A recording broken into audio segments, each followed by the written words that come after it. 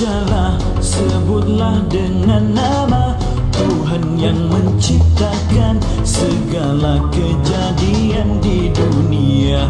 Bacalah, tulislah dengan pena wahyu yang diutuskan, risalah kebenaran untuk insan. Seluruh kasihnya telah Dia curahkan tulus suci, mengisi ruang hati bagai dalam dingin rindu berdekapan dengan kata syahdu kasih mesra bersatu.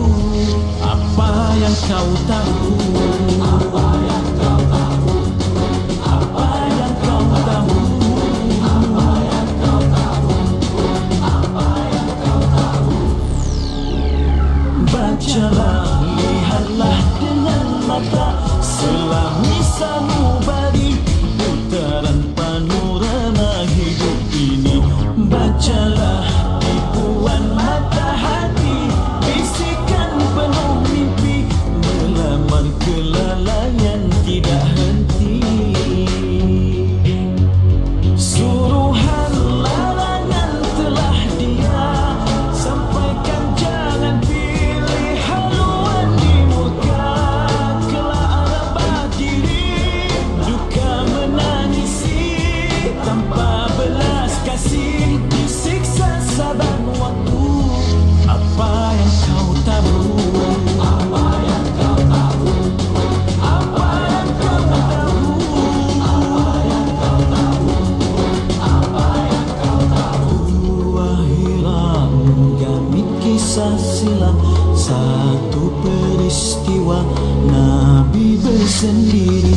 Iqra diturunkan, Muhammad dikamalkan, tersuratlah sudah kalam dari Tuhan. Sekian kalinya detik waktu berlalu, apa terus berbakti untuk Dia, membalasi kasih syukur dengan nikmat, amal yang bertambah hikmahnya kan ketemu. Apa yang kau tahu?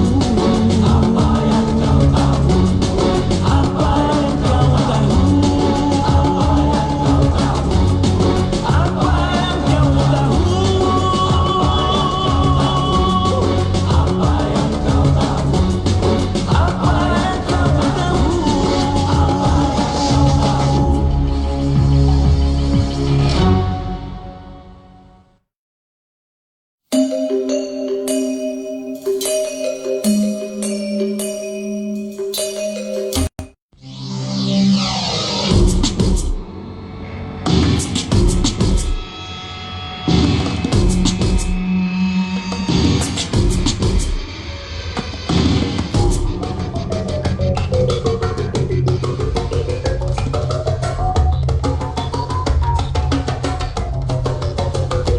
Bacalah, sebutlah dengan nama Tuhan yang menciptakan segala kejadian di dunia. Bacalah, tulislah dengan pena wahyu yang diutuskan, risalah kebenaran untuk insan. Seluruh kasihnya telah Dia curahkan tulus suci, mengisi ruang hati bagai dalam dingin rindu berdekapan dengan kata syahdu kasih mesra bersatu. Apa yang kau tahu?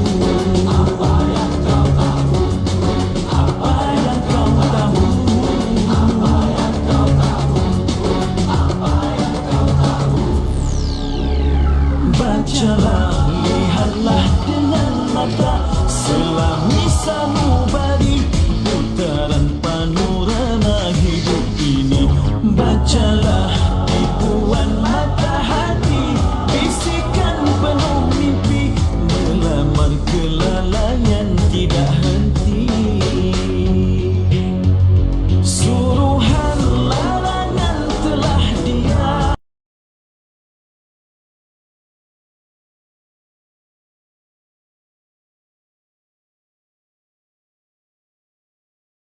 Macam mana?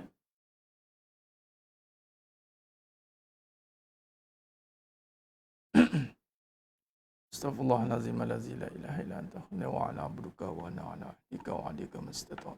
A'udzubika min syarri ma sana'tu. Abu laka bi ni'matika alayya wa abu bi zambi faghfirli fa innahu la yaghfiru dzunuba illa ta'ala. Assalamualaikum warahmatullahi wabarakatuh. Bismillahirrahmanirrahim. Innal hamdalillah nahmaduhu wa nasta'inuhu wa nastaghfiruh. Wa na'udzu billahi min syururi anfusina wa min sayyiati a'malina. May yahdihillahu fala mudilla lahu wa may yudlil fala hadiyalah. Asyhadu an la ilaha illallah wahdahu la syarikalah. Wa asyhadu anna Muhammadan 'abduhu wa rasuluh. Allahumma salli ala Muhammad wa ala ali Muhammad. Rabbi yassir wa la tu'assir bi tamim bil khair. Rabbi shrah li sadri wa yassir li amri wa hlul 'uqdatam min lisani yafqahu qawli. Allahumma aftah alaina hikmataka wa anshur alaina min khazaini rahmatika ya arhamar rahimin. Wallahu allazi la ilaha illa huwa alimul ghaibi wa syahadah wa rahmanur rahim. Wallahu allazi la ilaha illa hu al-malikul quddusus salamul mu'minul muhaiminul azizul jabbarul mutakabbir. Subhanallah ya amma yusyrikun. Wallahul khaliqul bari'ul musawwirul lahul asma'ul husna. Yusabbihu lahu ma fis samawati wal ardi wa huwal azizul hakim. Wala hawla wala quwwata illa billahil aliyyil azim. Wala manja minallah illa ilaih. Amma ba'du. Ayuhal muslimun, ittaqullah, usikum wa iyaya bitaqwallah, faqad fazal muttaqun. Alhamdulillah ala kulli hal, alhamdulillah ala kulli ni'mah. Pertama mula selama-lamanya, marilah kita sama-sama terus menerus manjat syukur pada Allah Subhanahu wa taala dalam arti kata sebenar-benar syukur. Syukur yang mana yang hadir dari hati yang benar-benar menghayati erti kehidupan yang sebenar. Syukur dalam arti kata mengenal Allah. Ulama mensyarahkan, mentarifkan makna syukur, hakikat syukur itu adalah mengenal Allah. Asbab kehidupan membawa kita kepada Allah. Itu dia syukur sebenarnya. Bukan syukur sekadar kita hanya mendapat nikmat kehidupan. Tidak sekadar itu. Itu mungkin kita anggap syukur tahap permulaan, asas. Adapun syukur yang sebenar itu adalah melalui asbab kehidupan itu, kita mengenal pemilik kepada kehidupan. Itulah Allah Azza wa Jalla. Dan untuk mengenal pemilik kepada kehidupan, sudah pasti dia kena ada kurniaan nikmat iman. Lalu, nikmat kehidupan itu mampu dirasai apabila kita mampu menikmati nikmat keimanan. Yang membawa kita nikmat dalam kehidupan hari ini adalah kerana keimanan kita. Kerana iman itu mengajar kita melihat hijab di sebalik tirai kehidupan yang zahir. Jadi tabir kehidupan, maka di sebalik tabir kehidupan yang zahir ini, yang mana dalam minggu lepas kita dah sentuh tentang antara elemen-elemen kehidupan ini. Ini tabir-tabir kehidupan. Ada orang Allah bagi keluarga, dia mengenal masalah. Dia melihat kepada permasalahan, malah permasalahan itu dia terus pergi kepada conclusion, jump to conclusion. Dia pergi pada conclusion dan mengatakan bahawa aku adalah manusia yang teraniaya. Aku adalah manusia yang sengsara. Melalui permasalahan kehidupan itu, maka dia melihat hanya tabir di hadapan mata dia saja. Tabir itu dia melihat. Dia tidak mampu menyingkap di sebalik tabir keluarga itu. Ada golongan yang melihat keluarga ini dengan konteks kenikmatan. Keluarganya happy go lucky. Seronok nak apa sudah ada. Suami yang penyayang, anak yang dengar kata, semualah macam tak ada apa-apa yang berlaku dalam hidup. Berbeza dengan orang tadi, si Fulan A tadi, penuh dengan kesengsaraan. Maka dia terhijab dengan kesengsaraan keluarganya. Si Pulan B pula penuh dengan kenikmatan, keseronokan. Jalan-jalan, cari makan, jalan-jalan. Keluarga, suami, taking care, sharing is caring. Wah, semua. Semua ada pada keluarga dia. Sehinggalah mengatakan keluargaku, rumahku, syurgaku. Tetapi dia terhijab juga dengan tirai kenikmatan keluarga itu. Mungkin satu pihak lain sedang sibuk bertarung untuk bersabar. Mungkin satu pihak ini memang dia sedang bersyukur tetapi masih tahapan asas. Hanya melihat kepada kebendaan. Mungkin keluarga si B tadi, sekiranya Allah pusing menjadi keluarga si A, mungkin dia tidak lagi mengatakan Alhamdulillah. Si keluarga A tadi, ketika Allah bagi kesenangan macam keluarga B, mungkin tiada lagi tentang Allah. Dia begitu. Jadi kisar kepada kehidupan ini perlu diperhalusi. Kerana tujuan hidup kita bukan untuk berkeluarga semata-mata. Bukan Allah hidupkan kita untuk ada keluarga. Jadi jangan jadikan bila tak ada keluarga ataupun tak ada pasangan lah. Yang mana yang mungkin tak ada pasangan lagi. Malah kehidupan dia macam sepi, tiada apa-apa. Sebab aku ni ibarat tiada gunanya. Nampak? Sebab bila dia letakkan kehidupan dia tujuan dia berkeluarga. Bukan. Kehidupan itu tujuan bukan untuk elemen keluarga. Ini elemen salah satu elemen kehidupan. Tapi the main content kepada kehidupan itu adalah mencari erti ni. Who am I? Siapa? Man ana. Siapa aku ni? Kenapa? Why? The big question. Di sebalik diri yang putih ini, Nabi kata, setiap anak Adam itu lahir dengan seperti kain putih. Mau ayah dia mencorakkan Yahudi atau Nasara. Maka corak-corak inilah yang akan nanti terkesan dengan elemen-elemen tadi. Saya guna bahasa elemen. Dalam konteksnya adalah tajuk, mauduk, tajuk-tajuk kehidupan. Allahumma salli ala Muhammad wa ala ali Muhammad. Jadi maknanya, benar-benar kita nak tengok kesyukuran kita hari ini, bukan dek kerana apa yang kita ada. Ataupun penyesalan kita itu bukan kerana apa yang dah tak ada. Tapi kehidupan ini adalah kerana untuk mengenal Allah yang Maha Ada. Itulah main kehidupan kita. Jadi, sidang jemaah yang muliakan Allah SWT. Alhamdulillah, kepada semua yang dah bersiaran pada pagi ini, kepada para penuntut khususan Akademi Al Furqan, ARF, yang benar-benar nak menghayati makna kehidupan ini dalam kelas-kelas seperti ini. Anda kalau nak tanya orang tentang kehidupan, orang pun tak tahu tentang kehidupan dia. Salah tanya orang, jadi penasihat bukan penasihat. Jadi ni kelas-kelas macam ni tuan-tuan, jangan pandang remeh. Jangan ingat hidup kita ini, hidupnya sudah ada penuh dengan makna kehidupan kalau masih mencari makna. Kalau masih mengatakan keluarga tu tak ada makna. Tak ada maknanya Ustaz. Kerjaya ni tak tahu lah, berniaga ni tak tahu apa makna. Kalau saya tanya apa makna perniagaan kamu, berikan makna perniagaan. Berikan makna keluarga, berikan makna. Kalau saya tanya setiap takrif, pening pun nak jawab. Kalau masih tak boleh jawab makna setiap tajuk dalam kehidupan, maka mesti diselesaikan sebelum berakhirnya makna kehidupan. Apa dia? Mati. Bila kematian, tiada lagi lah nak cari makna dah. Dan saya yakin bahawa manusia sedang mencari makna. Dia nak memaknai kehidupan dia dengan apa? Keluarga. Bila dia dapat keluarga, apa maknanya kehidupan saya ini? Bila abang ni macam tak ada makna dalam hidup saya. Tanya balik, apa makna saya? Suami pun tanya. Tak. Saya pun tak tahu. Jadi dua-dua semua keliru lah. Haru. Bila dua-dua keliru, haru. Yang lebih parah, apabila makna dia tak tahu, maka dia pula memaknai dengan makna yang salah. Dah tak tahu, tak cari jawapan, salah makna pula tu. Maka bila salah makna, dia melakukan kesalahan berkali-kali kesalahan. Maka kesalahan itu bukan lagi kesalahan yang kecil, tapi kesalahan yang besar. Kerana dia tidak memaknai dengan makna sebenar. Kesalahan besar lah. Kita bagi makna yang salah. The wrong definition. Bila makna salah, maka perbuatan salah, semua akan jadi salah. Sebab tu mula-mula pengajian ataupun mana kita kena pergi description. Kita kena pergi makna. Kita kena pergi pada lafaz. Itu yang kata Ustaz nak kena memaknai ke hidup ni, kena belajar ke, contoh tadabbur Al-Quran. Ya, memang. Tadabbur Al-Quran itu sebab nak memaknai lah tu.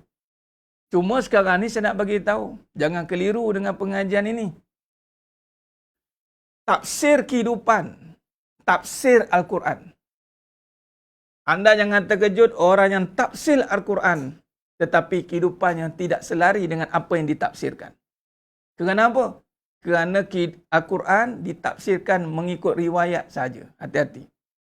Tetapi tidak dikaitkan dengan kehidupan. Bayangkan Sayyidina Umar Al-Khattab radhiyallahu an ketika membaca surah Al-Infitar ayat 6.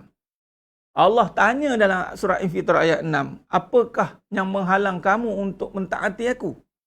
Tuan-tuan, Sayyidina Umar Al-Khattab radhiyallahu an bila baca Al-Quran jawab. Jawab apa? Mengatakan bahawa kerana kejahilanku. Nampak tidak? Respon dia daripada Al-Quran itu memaknai kehidupan dia. Jadi, Al-Quran, kehidupan, bukan benda yang boleh dipisahkan. Jadi, sekiranya anda sedang mengaji kehidupan, secara tak langsung anda sedang nak mentakrifkan kehidupan bersandarkan Al-Quran. Kata guru saya, mesti. Kehidupan kamu mesti bersandar Al-Quran. Tapi tak semua apa yang kita tafsirkan Al-Quran, kita akan pakai dalam kehidupan. Tak semua. Sebab apa? Sebab bila kehidupan dia dimaknakan dengan selain Al-Quran, maka ada benda yang dalam Al-Quran dia tak nak pakai. Ada benda yang dalam Al-Quran dia takkan pakai. Sebab apa? Kehidupan saya dah macam ni. Nampak? Sebab itu bila kita kaji kehidupan ni tuan-tuan, kemudian kita nak maknakan dengan apa? Dengan Al-Quran lah. Jangan maknakan dengan makna kita, dengan makna kepada kekecewaan, makna dengan pengalaman, makna dengan kata-kata orang, makna. Selain daripada Al-Quran dan As-Sunnah, itu bukan makna. Itu hanya pendapat, pandangan. Malah dinamakan sangkaan, perception. Minda, akal, sangkaan. Dan surah Al-An'am 116, Allah dah warning dah. Jika kamu mengikuti kebanyakan manusia di atas muka bumi ini, nescaya mereka akan menyesatkan kamu daripada syariat Allah Ta'ala. Mereka tidak lain hanyalah mengikut sangkaan semata-mata. Bila sebut tentang keluarga, tuan-tuan, sedang jemaah dimulakan Allah Ta'ala, mungkin dalam Al-Quran sangat basic, tetapi tak bermakna tak ada dalam Al-Quran. Bila kaji tentang surah Fankihu Masna wa Sulasa wa Ruba' 2, 3, 4, itu surah nikah lah tu. Dan kemudian surah Ar-Rum ayat 21, cari tentang pernikahan, kemudian tentang hukum. Mungkin kita pun nampak macam narrow. Tapi bila pergi pada keluarga, keluar pula tip-tip. 1001 tip. Keluargalah wanita perlukan lelaki yang mendengar. Wahai lelaki, jadilah pendengar yang setia kepada wanita yang sering nak mendengar.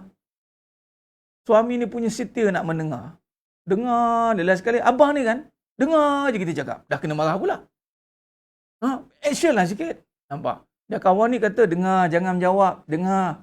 Dah kawan tu bisu kat situ pula. Pening. Kalaulah ikut pengalaman keluarga, hancur binasa lah orang. Sebab lain orang, lain padang, lain lalang, lain belalang. Lain padang, lain lalang, lain belalang. Lain belalang, lain lah dia punya cara pendekatan dia. Kalau sama je semua nak dipatternkan, di mana kehebatan kekuasaan mukjizat Al-Quran? Nampak tidak? Sebab tu tidak boleh dipatternkan, disamakan. Kau mesti macam aku. Aku sekian. Kalau suami aku balik saja, pertama sekali aku sambut kaki dia terus. Tangkap kaki dia. Tangkap kaki, pegang tangan dia, cium tangan dia. Dia cium tangan dia, terus dukung. Apa dahsyat. Ini luar biasa punya ni. Contoh, memang tip-top jaga. Kemudian jangan bagi dia duduk selagi tak minum air. Bagi dia minum air. Kemudian sorong kerusi kat dia. Ambil kursi roda, tolak. Tu dia punya nak jaga suami dia. Jangan kasih jalan, penat dia. Kita dengar, ya Rob, suami aku tak macam tu. Suami aku, tak payah buat ni. Abang nak buat sendiri. Dah pula suami yang nak buat sendiri semua. Dah. Jadi, isteri ni rasa macam tak dihargai. Sebab apa? Suami nak buat sendiri semua. Dan nampak tidak? Maksudnya, Al-Quran, dia penuh dengan makna. Tiba-tiba mari dekat kita yang berkeluarga ni, kita mencari makna sendiri. Al-Quran, Quran juga Ustaz. Keluarga, keluarga lah. Sebab itu tak teli. Sebab tu hidup jadi cacah merbah. Sebab makna keluarga tidak didefinisikan dengan makna Al-Quran. Ini sepatutnya. Sebab tu orang kata, Ustaz nak belajar mana dulu ni Ustaz? Al-Quran ke kehidupan? Dia bukan mana dulu. Semua. Kehidupan dan Al-Quran tidak boleh dipisahkan. Kalau diberi pilihan macam tu, anda akan meninggalkan salah satu. Contoh, anda mengkaji satu. Contoh, anda melihat Al-Quran. Mengkaji Al-Quran untuk apa? Dia mesti ada purpose. Sebab turunnya Al-Quran, dia panggil asbabun nuzul. Dia ada asbabun nuzul, sebab turun ayat. Lalu bila sebab turun ayat, maka mesti ada tempat nak diletakkan ayat itu. Maka sudah pasti ketika mengkaji Al-Quran, itu kerana nak menyelesaikan masalah kehidupan. Bermaksud, kalau anda cuba pisahkan, anda akan berada dalam dua persimpangan. Al-Quran kata lain, kehidupan kata lain Ustaz. Macam mana ni Ustaz? Al-Quran kata, la takhaf, la tahzan. Jangan takut, jangan bimbang. Al-Quran kata, wala tahinu, wala tahzanu. Al-Quran kata, tiada kerugian. Wal asr, innal insana lafi khusr, illa allazina amanu. Tapi kenapa dalam kehidupan orang kata, rugilah aku, saya ni lemah. Yelah, kita ni manusia biasa, standard lah tu dalam keluarga, tak kalah, tak ada resah-resah ni Ustaz. Nampak? Ini yang kita nak perbetulkan, tuan-tuan. Ini yang kita nak perbetulkan.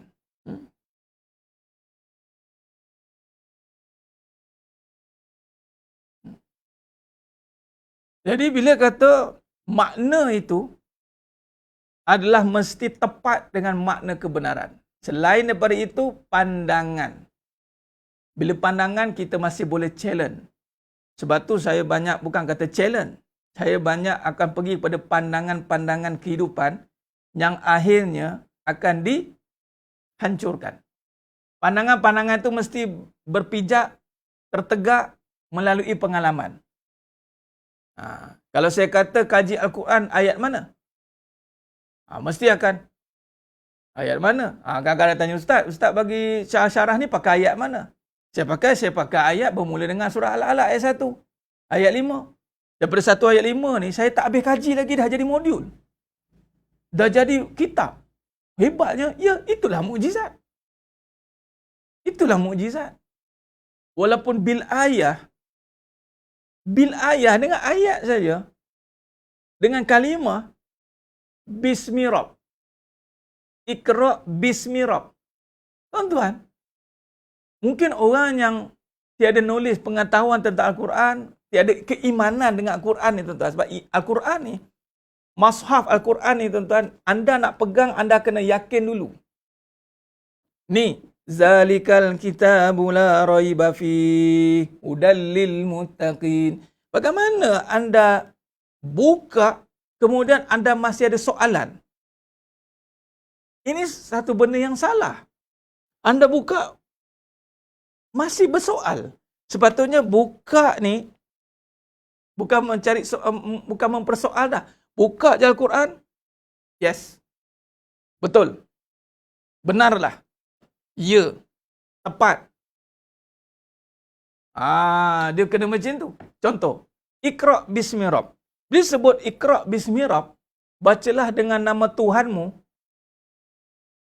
Yakin ya, luar biasa tuan-tuan. Baca dengan nama Tuhanmu pada kejadian keluarga. Sebab Allah suruh Iqra Bismi Rabbikal ladzi khalaqa. Bila suruh baca dengan nama Allah pada keluarga tuan-tuan, maka tak ada nama Abang Leman kat sini ya. Jemah, Jijah, Joyah, Temah, Timah, semua tak ada. Tak usah masuk campur dalam perbincangan keluarga yang bermula dengan nama Allah. Keluarga yang huru-hara yang kata tadi Tuan Mak Razak kena ada kuasa. Ya, kuasa tu pada siapa? Kuasa tu pada Allah.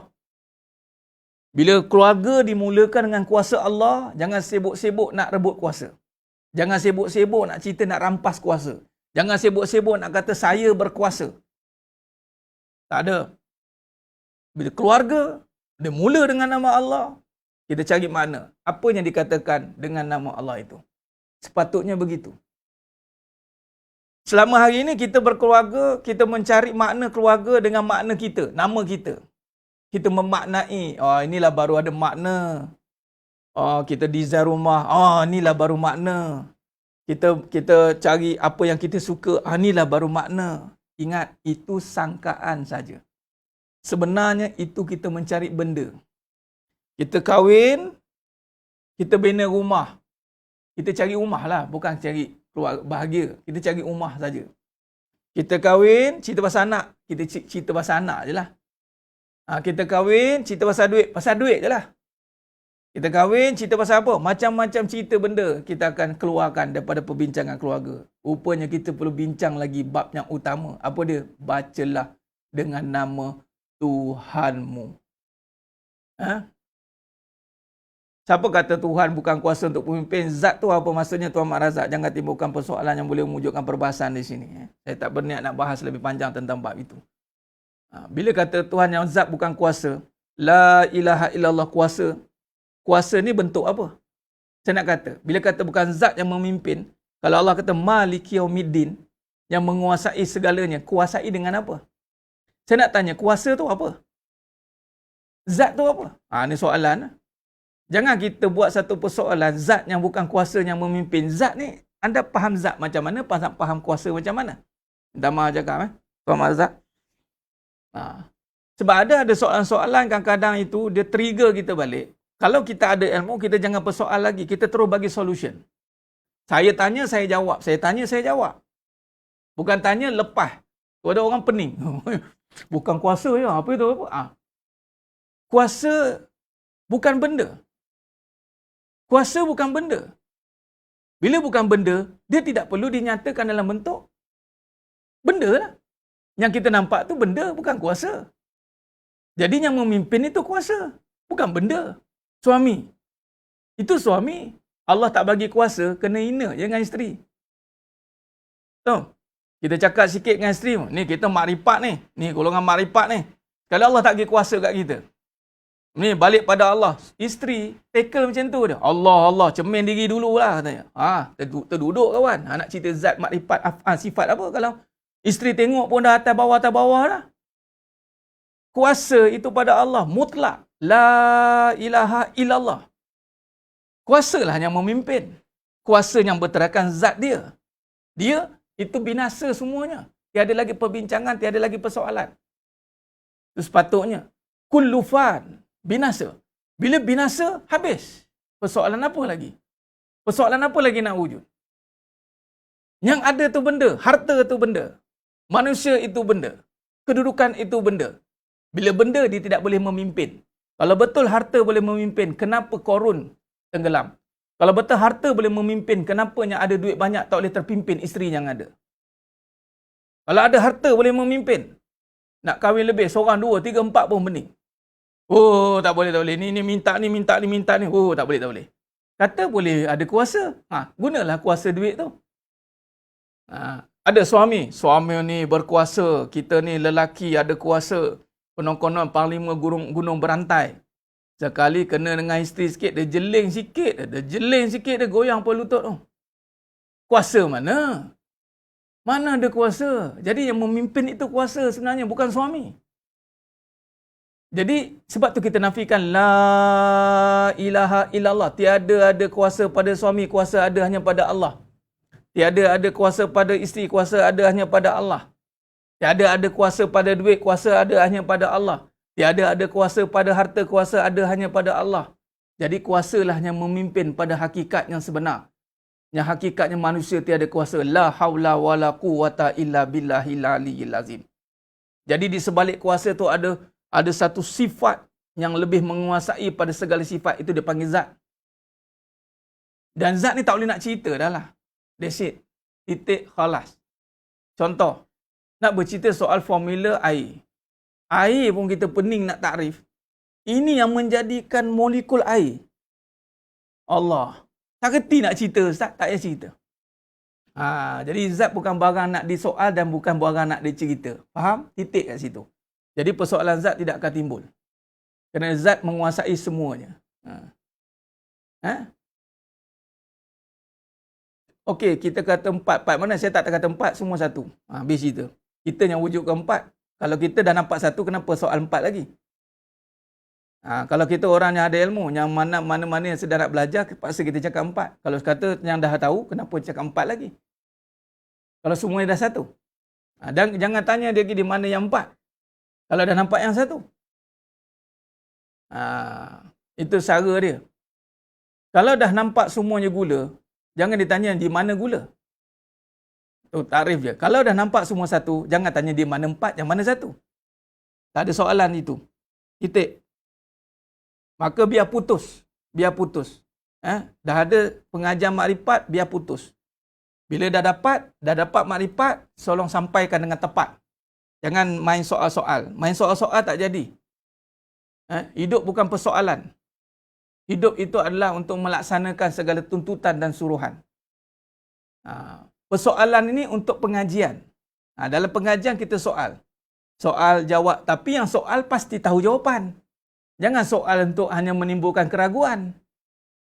Bila timbul soalan hanya nak menimbulkan keraguan, jangan soal. Pastikan setiap soal ada jawapan. Bermaksud macam kita belajar daripada Jibril alaihissalam. Jumpa Nabi SAW. Ma huwal Islam, ma huwal iman, ma huwal ihsan. Ketika ditanya, dijawab. Ditanya, dijawab. Itu lebih tepat. Okey? Jadi sidang jemaah yang muliakan Allah SWT. Dapat makrifat, sampaikan dengan tepat. Sampaikan. Kalau ada persoalan, sila bersamanya jawapan. Jangan ada persoalan tergantung. Bahaya. Bahaya. Saya ulang lagi sekali. Kalau nak timbulkan persoalan, pasti bersamanya jawapan. Jarang keluar senjata tanpa ada sarungnya. Kalau keluar senjata tanpa ada sarung, nanti melukakan. Okey?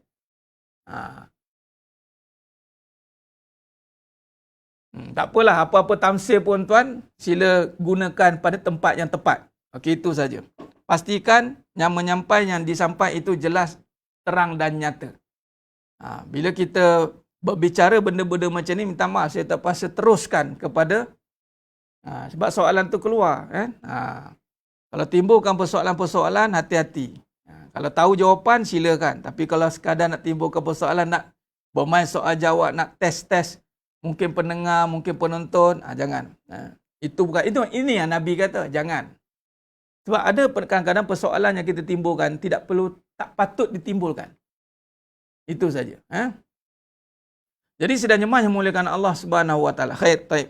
Maka dalam perkara ini, berbalik kepada tadi makna, maka kita kena faham tentang binaan. Ini kaedah dia. Dalam bulan lepas saya nak sentuh tentang kaedah. Kaedah membina.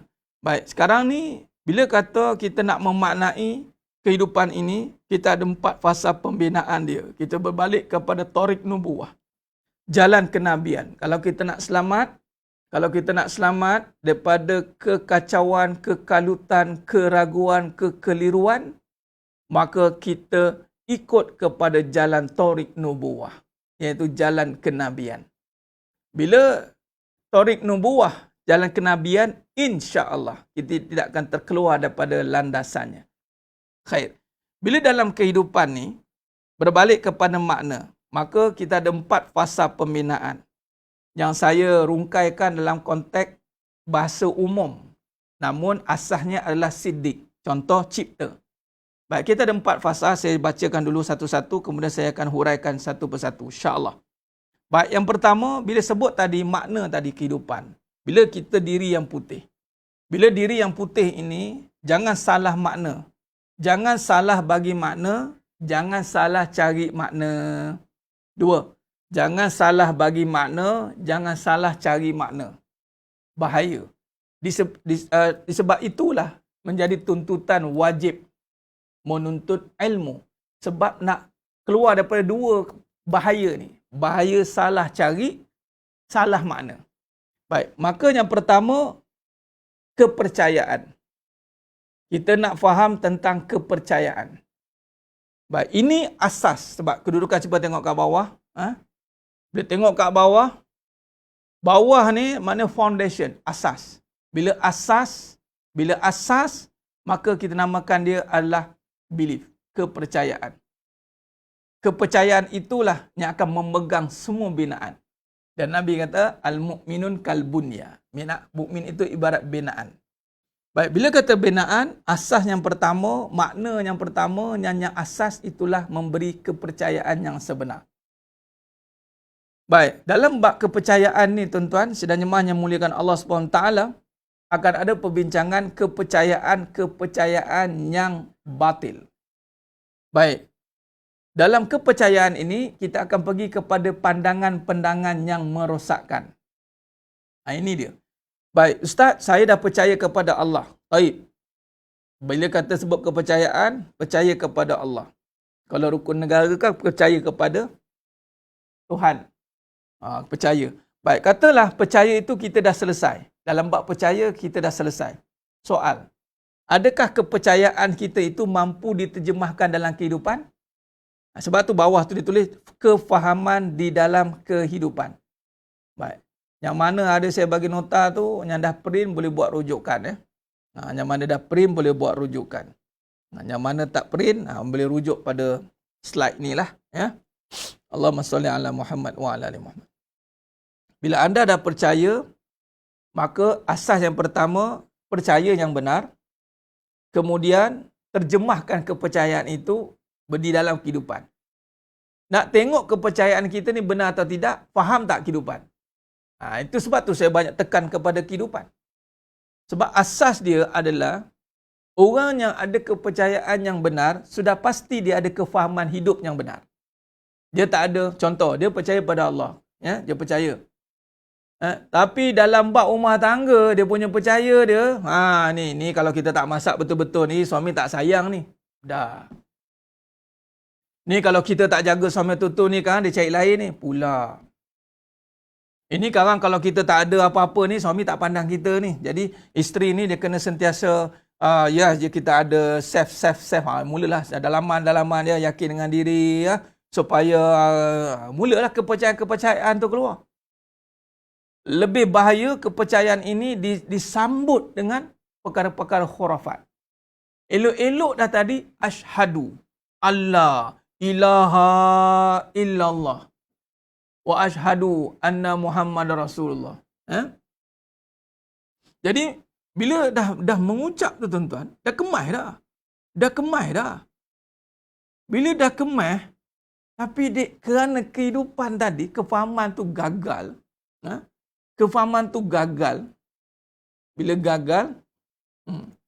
Bila gagal diterjemahkan, maka apa yang disyahadahkan tadi, bimbang-bimbang rosak. Ini perbahasannya panjang ni tuan-tuan. Jadi sidang jemaah yang muliakan Allah Subhanahu wa taala.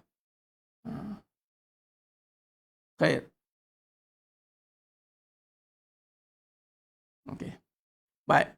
Bila tak tahu kefahaman ni benar tidak, maka dia tengok dalam kehidupan, ada macam-macam dalam fikiran dia ini. Ingat dalam fikiran ini, dia panggil screening sepatutnya. Ada pembersihan. Sebab tu membersihkan fahaman. Baik, nak membersihkan fahaman ni dengan apa alat pembersihan dia? Itulah iman.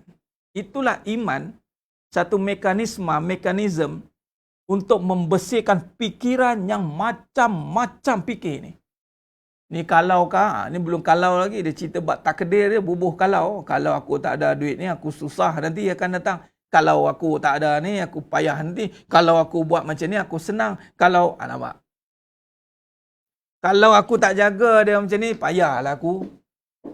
Ni kenapa ada ni. Kalau, habis. Nampak?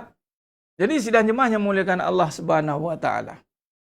Bila kata kepercayaan ini, itulah yang pertama, asas yang pertama, itu adalah mengenal pasti. Bila sebut cipta ni, mengenal pasti kepercayaan dan memastikan. Ayat dia membongkar kebenaran dan membenarkan.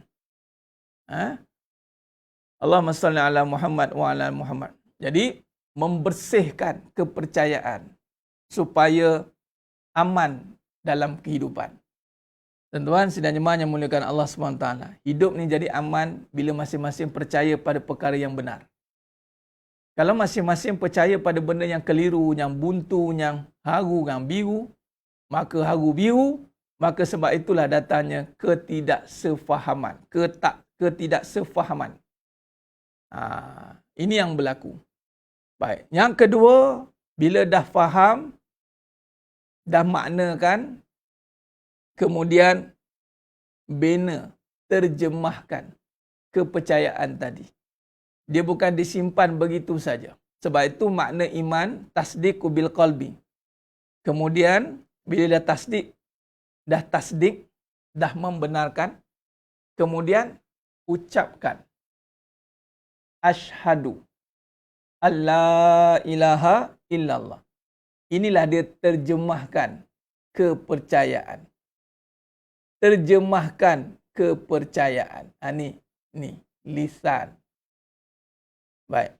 Bila kata kita menterjemahkan kepercayaan dalam kehidupan, termasuklah sekali tentang kaedah-kaedah kefahaman yang kita pernah anuti sebelum ini.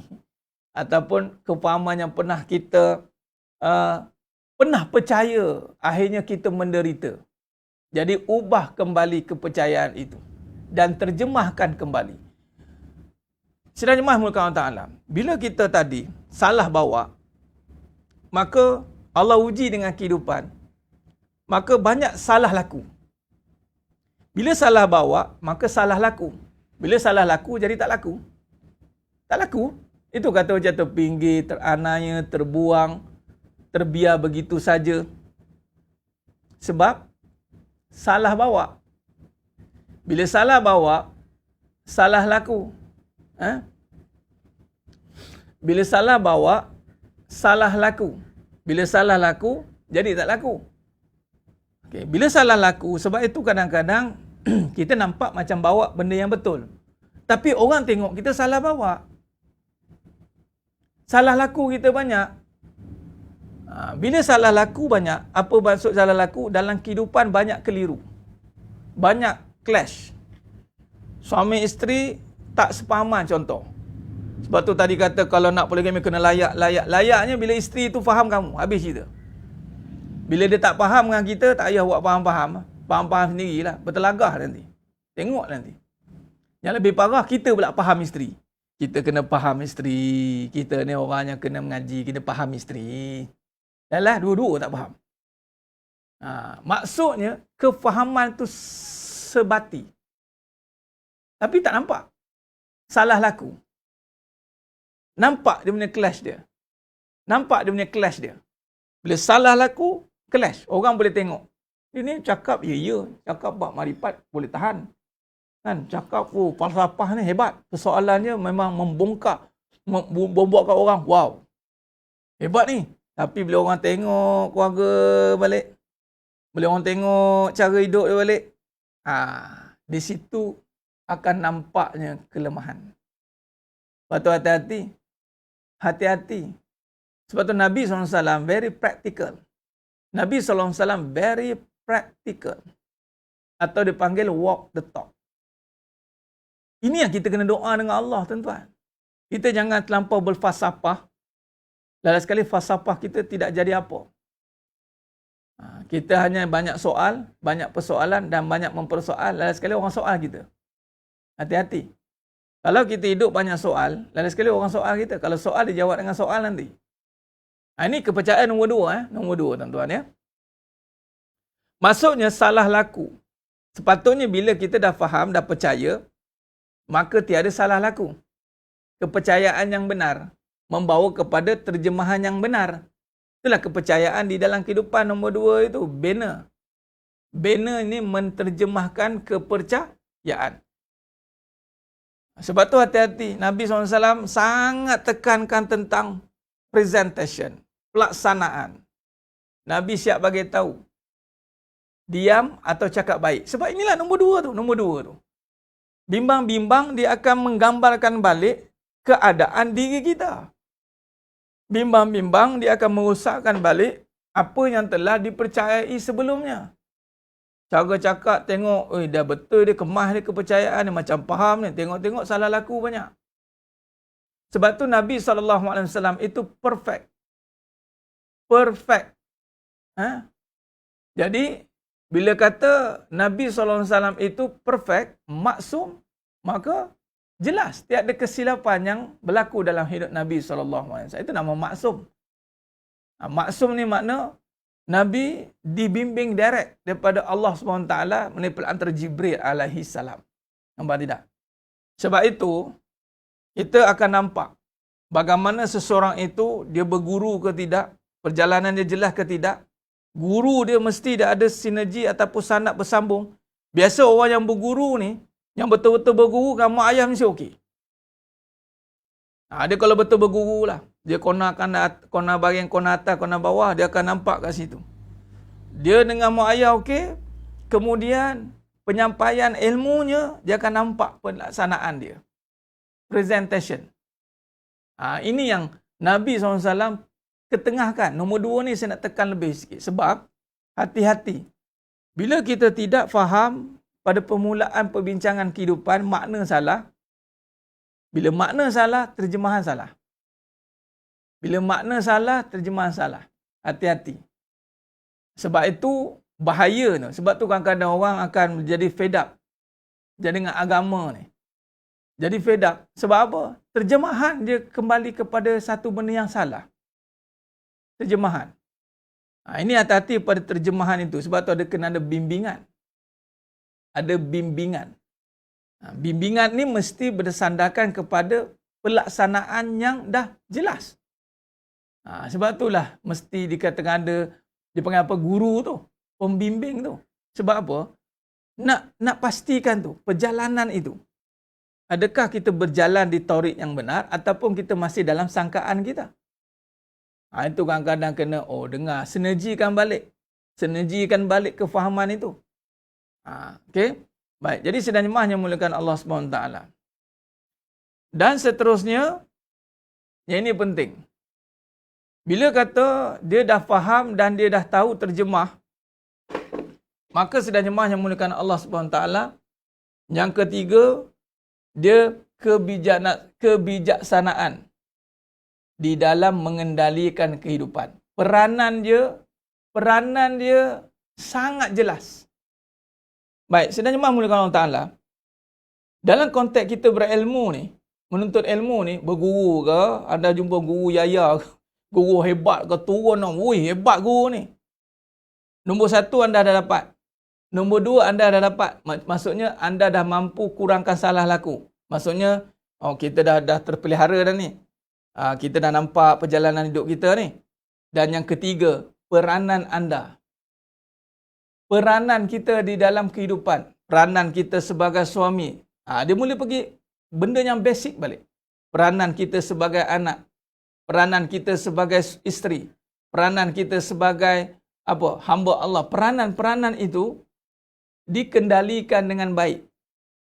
Ini yang ketiga dan mesti dilaksanakan. Ini menunjukkan fasa-fasa yang mana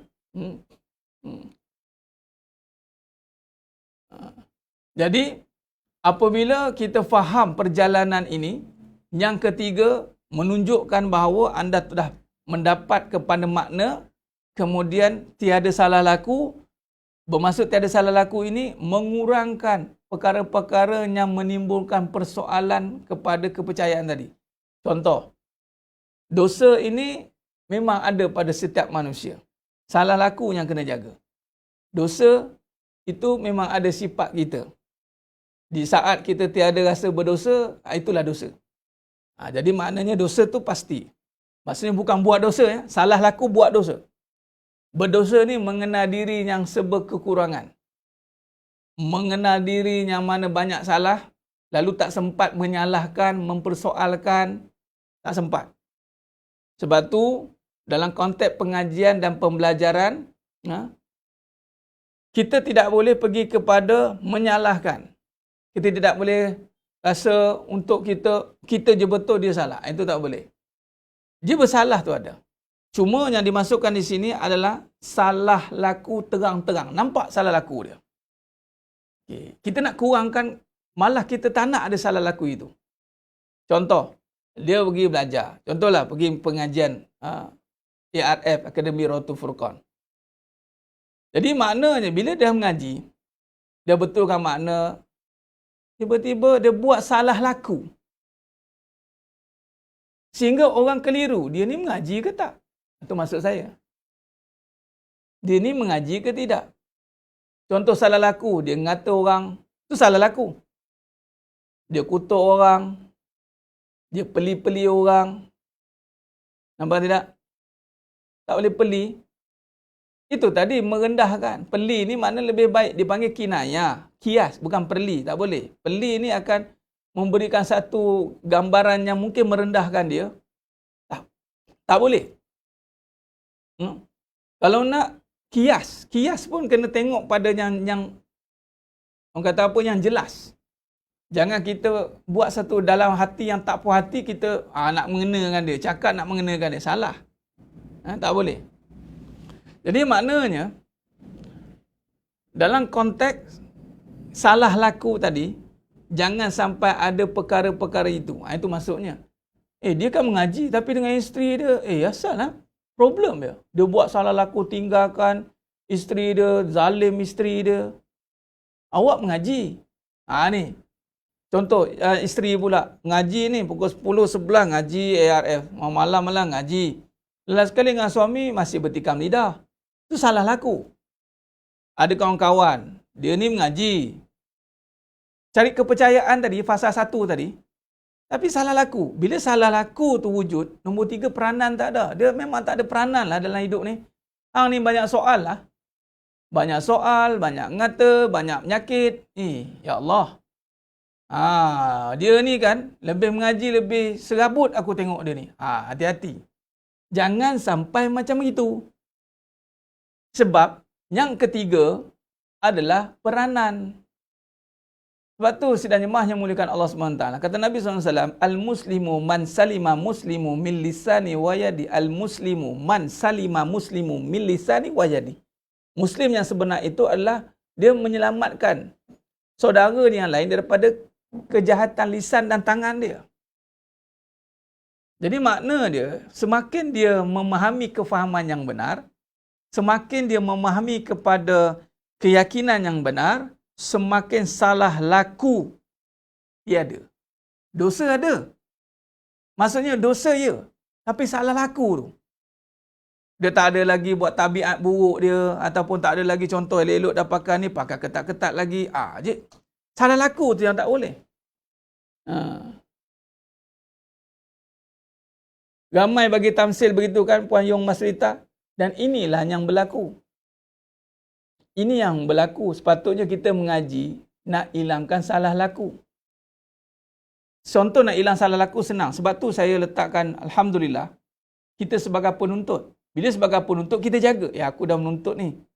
Aku sebagai penuntut akademi ni, aku bawa Raudatul Furqan. Raudatul Furqan, taman kepada Furqan ini, membezakan hak wal batil. Nak kata membezakan bainal haq wal batil. Bila kita Raudatul Furqan, kita dah letakkan diri kita dalam taman itu, takkan kita nak buat salah laku. Ini persoalan timbul. Barulah kita ada barrier ni, dia ada penghalang dia. Mamnu', tak boleh. Mamnu', tak boleh. Apatah lagi bila kita dah jadi akademi dan kita mula memahami kepada peranan akademi adalah nak membentuk atau nak membuatkan kehidupan kita benar-benar memahami jati diri kita sebagai hamba Allah. Naik lagi, aku dah hamba Allah ni, takkan aku buat salah laku macam ni. Soalan ni akan timbul. Bila soalan yang timbul, bermaksud iman itu hidup. Iman itu menghalang kita daripada melakukan perkara yang salah tadi. Salah laku. Nak mengata, salah laku. Nak kita kat khalayak ramai nak pakai biasa-biasa, salah laku. Maka salah laku ini dikawal dengan baik sehinggalah berperanan yang kita di dalam kehidupan. Peranan ini yang kita kena bentuk. Nampak tidak? Kebijaksanaan di dalam kehidupan. Peranan ini yang akan terbina setelah salah laku dijaga. Ini kadang-kadang ada orang tanya, Ustaz, guru, ni cerita pasal guru lah. Bukan nak ini based on soalan yang tanya saya. Seorang guru, yang dianggap guru. Mak ayah pun guru ya. Anda semua ayah, saya pun mak ayah. Bukan cakap pasal mak ayah Ni kita. Ni saya lah. Yang menjadi role model, yang menjadi benchmark. Orang tengok. Bila orang tengok tuan-tuan, maka tidak boleh timbul salah laku. Diri buat silap itu, ya, manusia. Dosa. Tapi salah laku ni, the question. Ustaz, dia selambung, Ustaz tak tutup aurat ni, kata dah sampai makam. Tu kan dah sampai makam, tu dah nak kena makam tu sebenarnya. Dia ngajar gini Ustaz, tapi tak tutup aurat. Dia macam mana Ustaz? Itu salah laku. Bab fikir, syariat tak lepas. Dia Ustaz, dia ngajar bab-bab ni Ustaz, tapi tengok dengan isteri, ya Rabbi. Contoh Ustaz, dia Allah. Jadi masalah. Jadi soalan timbul. Dia bukan ke ngajar orang tentang agama Ustaz, tapi dia ada tapi kita bukan nak cari salah. Tapi nampak salah laku. Sebab tu yang mana-mana Ustaz, macam mana saya nak dakwah orang, nak ajak orang Ustaz keluarga, jangan nampakkan salah laku anda. Itu dia panggil bil akhlak bil hal. Tunjukkan perangai baik kita, perbuatan baik kita. Dan menunjukkan kesan daripada pengajian dengan akademi contoh. Kesan daripada hasil menuntut. Ni orang menuntut ni. Betul? Puan Siti Khairia kata kuat tauhid, berdegang-degang cerita pasal Allah. Tapi kalau kena menyandar, orang pun soal. Ni orang tanya. Jadi kena faham. Jadi sebagai kita guru, kena jaga. Kita ni, bukan sebab orang, tapi kita bawa nama Allah kan. Jadi salah laku itu kena pastikan tiada. Dan kita pula sebagai mak ayah, pastikan salah laku tu tiada. Jangan jadi alasan. Tak apa, ayah pun banyak salah. Tak boleh. Kita sebagai mak ayah, macam saya contoh sebagai bapa. Di saat kita nak bagi satu contoh, saya kena tidak boleh tunjuk salah laku saya. Perangai buruk saya kena simpan rapat-rapat. Supaya tidak timbul persoalan. Kadang-kadang kita sendiri yang timbulkan persoalan. Contoh macam suami. Anda nak membimbing seorang isteri. Tapi anda tiada peranan di dalam rumah tangga. Anda tidak tunjukkan peranan. Sikit-sikit awak lah. Sikit-sikit isteri lah. Sikit-sikit isteri lah. Lain sekali, habislah. Dia biarkan isteri ke depan. Apa peranan suami? Tak apa, saya berada di belakang. Lain sekali belakang terus. Tak ada peranan. Malah isteri tu rasa macam, tak apalah, macam aku buat seorang, kata, macam aku je. Hati-hati. Mana contohnya? Mana prinsipnya? Macam suami, dia kena tunjuk pada isteri. Isteri kena tunjuk pada anak-anak. Anda pula tunjuk satu contoh salah laku yang salah dengan suami. Jadi jangan marahlah kalau anak-anak tu meragam. Jangan marahlah. Kalau satu masa Allah spin balik. Kan Allah kata, bukankah kebaikan dibalas kebaikan? Dan bukankah kejahatan dibalas kejahatan? Dia hidup ni circle kan? Dia rotate, dia naik balik kena. Aduh, sakitnya Ustaz. Kesakitan itu anda yang persiapkan dari dulu. Sebab tu kena hati-hati. Kena jaga. Sebab tu sebab itu sebagai contoh, kita marah anak tengking kita. Nampak? Anak marah mak, kita marah. Anak tak dengar cakap mak, kita marah. Yang isteri tak dengar cakap suami, tak marah pula. Yang isteri tinggi suara kat suami, okey pula. Ini kata peranan tadi. Jadi, suami kena tunjuk peranan sebagai ketua. Salah laku jangan tunjuk. Malah jangan cari salah. Dahlah salah laku, cari salah pula tu. Allahu Akbar. Nampak tidak? Jadi maknanya, masing-masing ada peranan. Itu nak ceritanya, masing-masing ada peranan. Itulah dipanggil hablum minallah wa hablum minan nas. Hablum minallah wa hablum minan nas.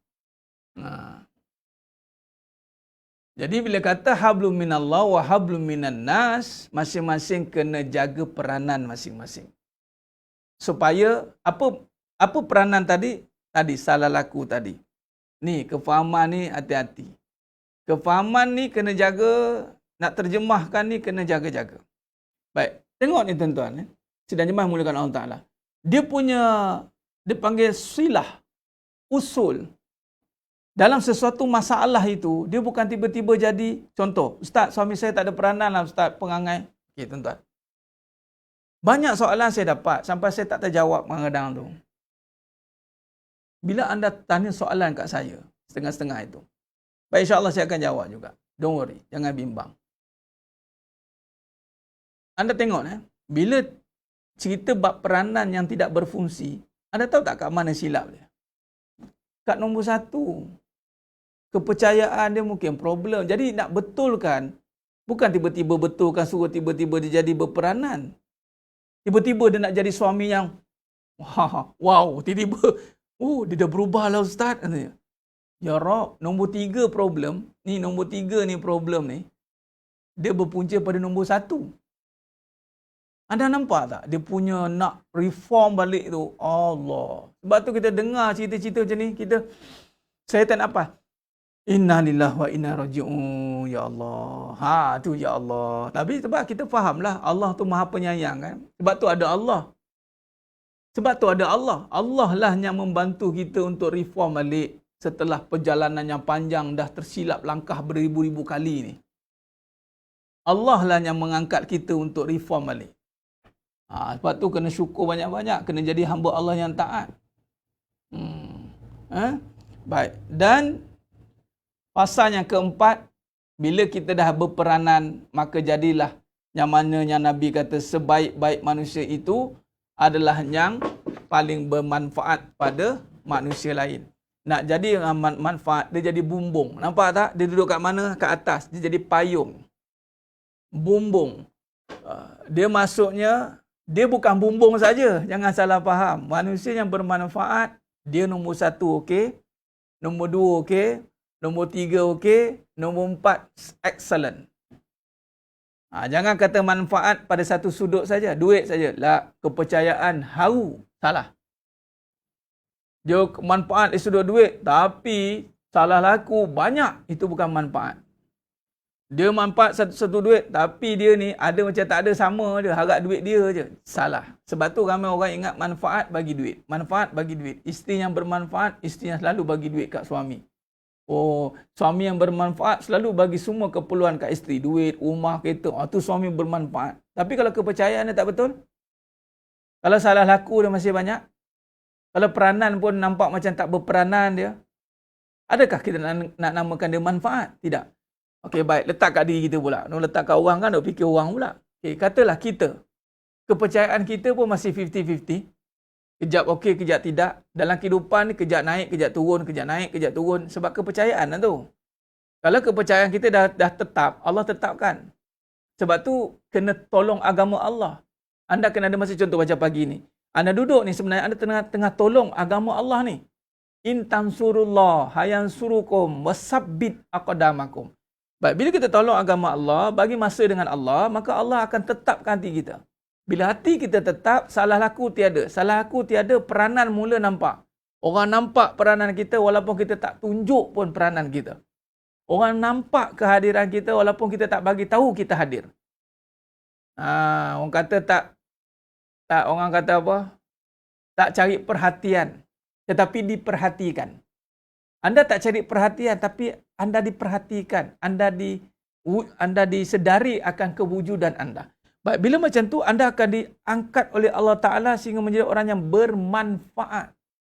Manfaat ni adalah meliputi dah. Anda menjadi payung pada sesuatu perkara itu. Anda lah menjadi orang penting kepada suami anda. Contoh, sebab kepercayaan isteri yang bagus, abang jangan risau bang. Rezeki Allah sentiasa ada bang. Luas tidak bertepi ya bang. Abang, kasih sayang itu sentiasa ada abang. Saya tak minta kasih sayang abang. Saya bagi kasih sayang Allah pada abang. Jadi kepercayaan pun cantik. Salah laku tak banyak. Tak mengajuk, tak mengungut, tak macam-macam perangai. Tak jadi hantu kat limah. Tak jadi langsui di siang hari. Suami balik je tengok macam semua tertusung rapi. Kemudian berperanan. Memang isteri macam ni dia tak cari perhatian, tetapi diperhatikan. Suami dia perhati, dia bagus jemah buat kerja ni. Suami tak cakap. Tapi dia tengok, bagus jemaah ni. Last sekali, dia pergi kepada nombor 4. Dia ni memang manfaat betul dalam hidup aku. Habis tuan. Kalau ini dapat endorse ni tuan, Masya Allah. Syurga. Sebab sebaik-baik manusia Nabi kata, yang paling bermanfaat. Dan orang yang paling bermanfaat ni adalah orang berakhlak sebenarnya. Dan orang macam ni tuan-tuan, syurga. Syurga. Ni jangan ada satu kes tu, dia jenis beramal tuan, luar biasa. Ui, amal dia baca Quran, mengaji. Saya bukan nak cakap apa, ni saya realiti. Saya tak nak anda melakukan salah laku ini. Tapi dia buat hal sendiri. Lantaklah baca lah, buat tak tahu, dia baca, buat hal dia. Dia sibuk dengan ibadat dia. Sebab tu Islam bukan begitu. Islam dia ada hablum minallah wa hablum minannas. Dia complete. Dia kafah. Kita baca Quran, kita mengaji, kita selawat, kita solat, kita jaga. Sebab tu saya cakap jaga solat, jaga selawat, jaga khidmat, jaga taat. Ini benda-benda besar. Akhirnya dia akan jadi satu set. Satu set kehidupan yang sempurna. Nampak tidak? Inilah dia panggil hidup dalam sebuah binaan. Jadi sidang jemaah yang muliakan Allah SWT, itulah kalau kita bincangkan perbincangan ini, insya-Allah, yang mana cukup untuk saya bahaskan semua usul 4 itu dulu. Nanti kita akan pergi kepada satu-satu punya tajuk. Ya, ini pada fasa cipta ni kita pergi pada jiwa. Bagaimana nak jana jiwa. Jana jiwa kita akan bincang nanti insya-Allah. Baik, dan jiwa yang menjana dia tidak akan duduk pada benda saja. Ni alam ni 9 campur 9 ni. Teori 9 campur 9 ni saya akan cerita nanti insya-Allah. Dan dia pergi balik kepada elemen kehidupan ni dan kita akan masuk kepada tarikh satu persatu nanti insya-Allah. Khair. Baik, jadi sidang jemaah yang muliakan Allah Ta'ala, saya kira cukup setakat tu dulu. Moga-moga Allah rahmati kita semua. Mohon ampun, mohon maaf di atas segala apa kekurangan dalam penyampaian, terkasar kata, kurang bicara. Nanti kita sambung lagi pada siri yang akan datang. Terima kasih banyak. Moga-moga terus istiqomah dan terus kita menjadi manusia yang bermanfaat. Ingat, kita ada satu set pembinaan yang perlu kita perhatikan dan perlu kita menjaganya dengan baik insya-Allah. Baik, aku qouli hadza wa astaghfirullahalazim li wa lakum. Wabillahi taufiq wal hidayah. Assalamualaikum warahmatullahi wabarakatuh. Kita tangguh dengan tasbih kafarah dan suratul as. Subhanakallahumma wa bihamdik. Asyhadu an la ilaha illa anta astaghfiruka wa atubu. Bismillahirrahmanirrahim. Wal 'asr. Innal insana lafi khusr. Illa alladziina amanu wa 'amilus shalihat wa tawassaw bil haqqi wa tawassaw bis sabr. Wallahu a'lam bissawab. Takbir. Allahu akbar.